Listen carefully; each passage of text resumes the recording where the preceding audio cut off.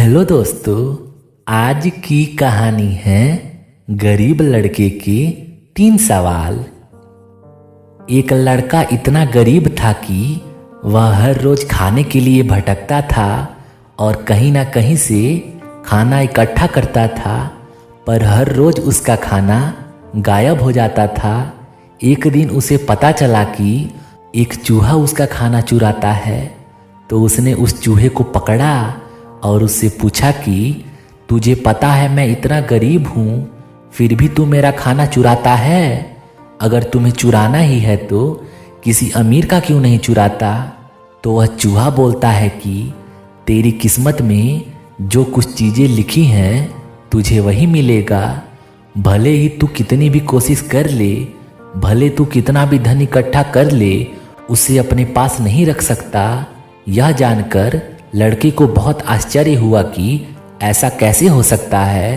तो चूहे ने कहा कि अगर तुझे जानना है कि तेरी किस्मत में क्या लिखा है तो भगवान बुद्ध के पास जाना पड़ेगा। वही तुम्हें बता सकते हैं कि तुम्हारी किस्मत में क्या है। इसलिए वह लड़का भगवान बुद्ध से मिलने के लिए निकल पड़ा। चलते चलते बहुत रात हो गई थी, इसलिए रास्ते में उसे एक हवेली दिखी। उसने उस घर वालों से एक रात रहने के लिए इजाज़त मांगी। उसे इजाज़त मिल भी गई। हवेली वालों ने लड़के से पूछा कि वो इतनी रात को कहाँ जा रहा है। तो उसने कहा कि मैं बुद्ध के पास जा रहा हूँ अपनी किस्मत के बारे में पूछने के लिए।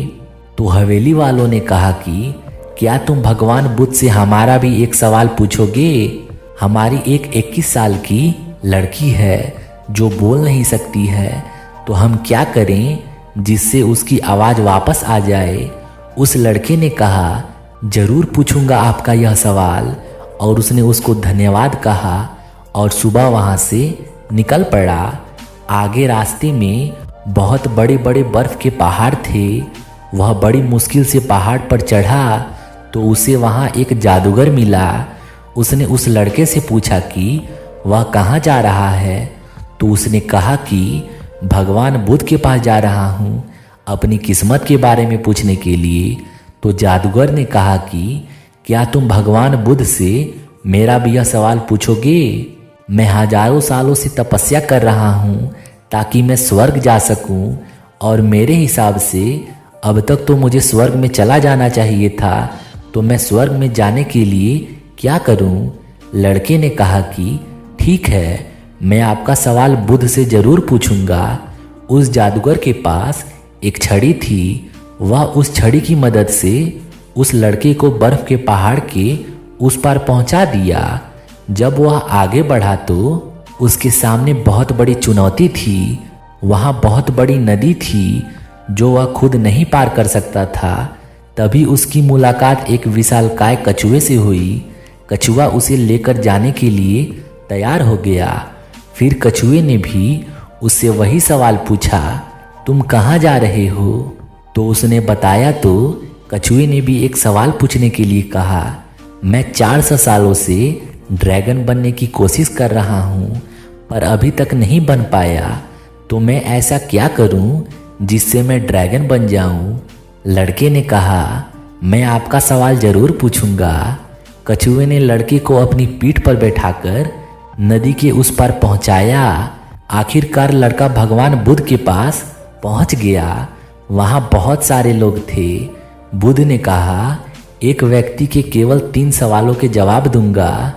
लड़का परेशान हो गया क्योंकि उसे तो 4 सवाल पूछने थे। वह सोचने लगा कि उसे कौन से 3 सवाल पूछने चाहिए। उसने कछुए के बारे में सोचा कि कछुआ 400 सालों से ड्रैगन बनने की कोशिश कर रहा है।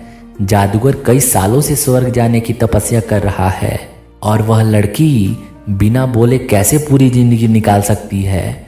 फिर खुद के बारे में सोचा कि मैं तो सिर्फ गरीब हूँ, मैं तो मांग कर भी अपनी जिंदगी गुजार सकता हूँ, पर कछुआ, जादूगर और लड़की की परेशानियाँ तो मेरी परेशानियों से बहुत बड़ी है।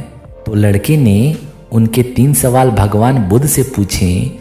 बुद्ध ने जवाब दिया कि कछुआ 400 सालों से ड्रैगन बनने की कोशिश कर रहा है, पर अपने कवच को छोड़ने के लिए तैयार नहीं है। जब तक वह कवच को नहीं छोड़ेगा तब तक वह ड्रैगन नहीं बन पाएगा।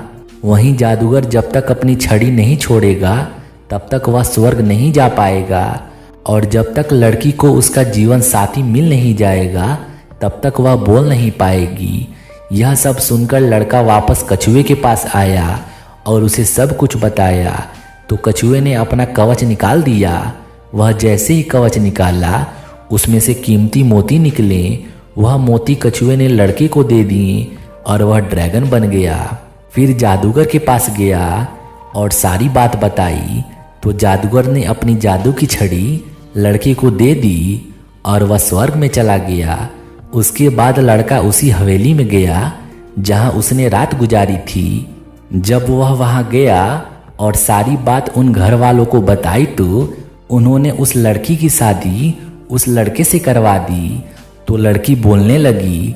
इस तरह लड़के को पैसा, पावर और एक खूबसूरत जीवन साथी मिल गई। जीवन में कुछ पाने के लिए कुछ देना पड़ता है।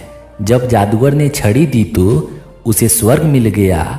वैसे ही जीवन में कुछ बड़ा करने के लिए अपने सुविधा क्षेत्र से बाहर आना होता है।